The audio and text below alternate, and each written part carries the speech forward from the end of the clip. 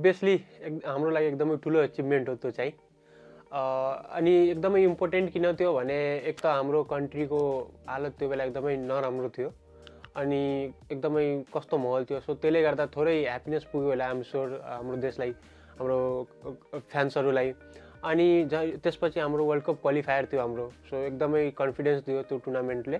So अघि भनेको जस्तै एकदमै हाम्रो लागि ठुलै अचिभमेन्ट हो किनभने 2 टाइम्स वर्ल्ड च्याम्पियन हो तिनीहरू। एकदम एक टाइममा वर्ल्ड क्रिकेटलाई डोमिनेट गरेको टिम हो। सो उहाँहरूसँग खेल्न पाउँदा उहाँहरूलाई हामी जित्यौँ, त्यो एकदमै ठुलो कुरा हाम्रो लागि।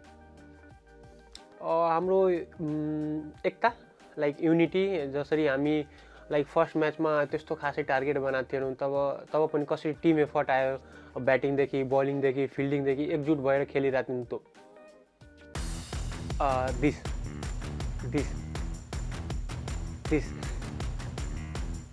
बोथ दिस अघि भनेको जस्तै सबैजना एकदमै कन्फिडेन्ट थियौँ हामीहरू टुर्नामेन्टमा आउनुभन्दा पहिला, किनभने अलरेडी एकदमै राम्रो सिरिज खेलेर आएको छौँ हामीहरू अनि राम्रो गरेर आएको छौँ एभ्री इन्डिभिजुअलले। सो एकदमै कन्फिडेन्ट थियो सबैजना अनि ग्रुप स्टेजमा पनि एकदमै राम्रो गर्यो एज एभ्री इन्डिभिजुअल। ब्याटिङदेखि हो, फिल्डिङदेखि हो, बलिङदेखि हो, जेमा मौका पाएछन् सबैले गरेछन् टिमको लागि। सो यो मोमेन्टम क्यारी गर्न जरुरत थियो ग्रुप स्टेजमा। अगाडि सुपर 6 को लागि इम्पोर्टेन्ट छ हाम्रो लागि। त्यस्तो प्लान त केही हुँदैन किनभने अब त्यस्तो मोमेन्ट थियो लाइक हामी थोरै पछाडि चलिरहेको थियौँ किनभने अभियसली त्यस्तो विकेट छ अनि ग्राउन्ड पनि not that big. So 120 defend गर्न गाह्रो नै हुन्थ्यो हामीलाई। सो त्यो ओभरमा अलमोस्ट 27 रन कति आएको थियो होइन। सो एकदमै मोमेन्टम क्यारी गऱ्यौँ अनि त्यो सोचेको केही थिएन, जस्ट बल आयो नि बलको मेरिटमा खेल्छु सोचेको थिएँ। त्यसले राम्रो यर्कर फाल्दै थियो अरू त्यो ओभरभन्दा पहिला। सो म यर्कर कुरिरहेको थिएँ कि त्यो आयो भने म रुम बनाइरहेको थिएँ, तर यर्कर आएन। सो कभरमाथि गएँ म।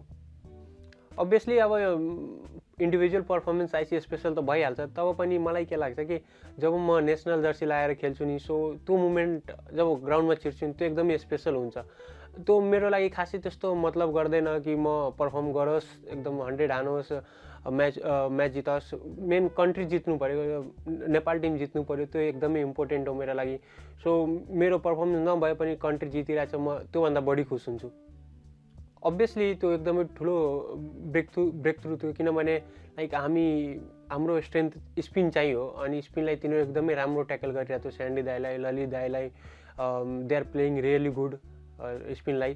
सो त्यो विकेट एकदमै जरुरत थियो, 2टा सेट ब्याट्सम्यानको अनि एउटा सोमदाईको ब्रिलियन्ट स्पेलले एउटा निकाल्नु भयो। अनि त्यसपछि मेरो त्यो त्यही कि अब त्यसलाई कुरिरहेको थियो, रुम कुरिरहेको थियो। सो रुम नदिने अनि आफ्नो भेरिएसनहरू ट्राई गर्ने, त्यो एकदमै इम्पोर्टेन्ट थियो, त्यो क्रुसियल थियो हाम्रो लागि।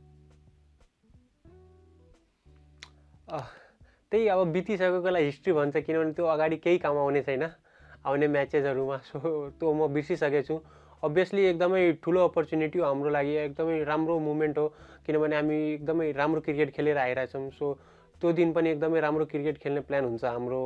पछाडि के भयो अरू त्यसले के गर्यो त्यो हामी एकदमै मतलब गर्ने छैनौँ। अनि अभियसली हामी जितको लागि जानेछौँ। एभ्री म्याच हाम्रो लागि फाइनल नै हुनेछ।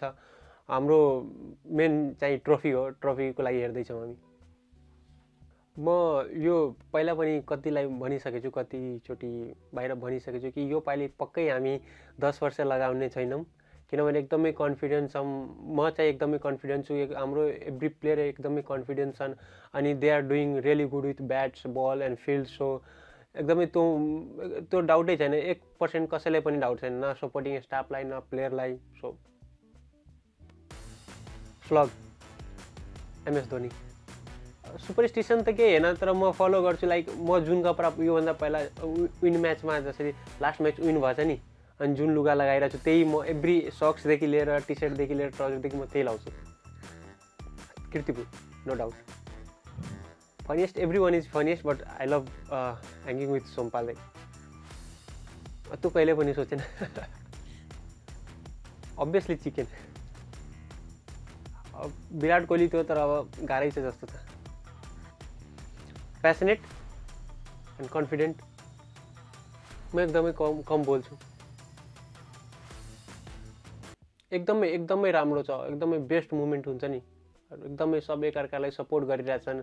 अन द फिल्ड मात्र होइन, अफ द फिल्ड पनि लाइक एकअर्कालाई कन्फिडेन्स बुस्ट गरिरहेछन्, एकअर्कालाई स्किल इम्प्रुभ गर्नमा हेल्प गरिरहेछन्। अभियसली इन फिल्ड त भइ नै हाल्यो, गर्नै पर्यो त्यहाँ एज अ टिम त। सो एकदमै राम्रो छ अहिले। ज्ञानु दाई एकदमै, किनभने एक त उहाँको प्रेजेन्स नै धेरै ठुलो कुरा, अलरेडी उहाँले नेपाल क्रिकेटको लागि यति गरिसक्नुभएको छ। सो उहाँहरूको कति ड्रिम छ जो अनफिनिस्ड रहेछ। सो अभियसली योहरू गरेर उहाँलाई हेर्दा ड्रेसिङ रुममा एकदमै मोटिभेट फिल हुन्छ। त्यस्तो त खासै होइन, तर आजकल हामी हडल गर्छौँ, प्रे गर्छौँ एकअर्काका लागि, फ्यामिलीको लागि म्याच स्टार्ट हुनुभन्दा पहिला। एकदमै इम्पोर्टेन्ट छ, किनभने त्यसलाई उहाँलाई थाहा छन् कसरी टिमलाई मिलाएर राख्ने हो। उहाँ किनभने यत्रो वर्ष क्रिकेट खेल्नुभएको छ, अभियसली एक्सपिरियन्स छ उहाँको। सो एकदमै हेल्प गर्छन् हामीलाई। 3 words: passionate, proud and United. म एउटा कुरा भन्न चाहन्छु, हामी जति पनि एचिभ गरिरहेछौँ नि, टचवुड लास्ट 2-3-4 इयरदेखि म स्टार्ट गरेकोदेखि सब उहाँहरूको एकदमै ठुलो हात छ। किनभने उहाँ एकदमै हाम्रो एकदमै मोटिभेटर हो उहाँहरू चाहिँ।